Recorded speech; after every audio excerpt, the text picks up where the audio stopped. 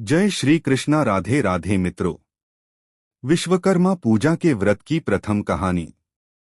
पौराणिक कथा के अनुसार जब सृष्टि का निर्माण हो रहा था तो वहां सर्वप्रथम भगवान नारायण यानी साक्षात भगवान विष्णु सागर में शेषशय्या पर प्रकट हुए। भगवान विष्णु के प्रकट होने के बाद उनकी नाभि कमल से चतुर्मुख भगवान ब्रह्मा दृष्टिगोचर हो गए थे। ब्रह्मा के पुत्र धर्म और धर्म के पुत्र वासुदेव थे। धार्मिक मान्यताओं के अनुसार वस्तु से उत्पन्न वास्तु सातवें पुत्र थे जो शिल्पशास्त्र में बहुत ही बुद्धिमान थे।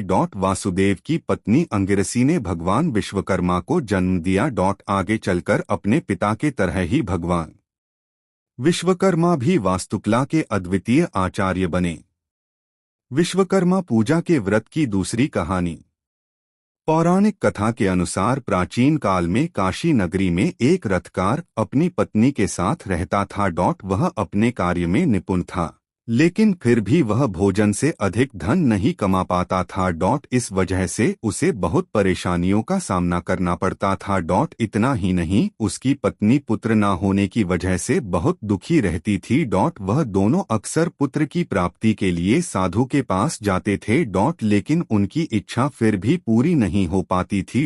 एक दिन उनका एक पड़ोसी ब्राह्मण ने रथकार से कहा कि तुम दोनों भगवान विश्वकर्मा की पूजा करो।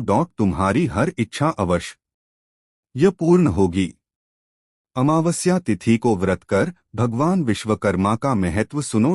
अपने पड़ोसी के ऐसा कहने पर अगले अमावस्या को रथकार की पत्नी ने भगवान विश्वकर्मा की पूजा पूरी श्रद्धा से की। उसकी भक्ति को देखकर भगवान विश्वकर्मा बेहद प्रसन्न हुए और उन्होंने उसे पुत्र होने का वरदान दिया।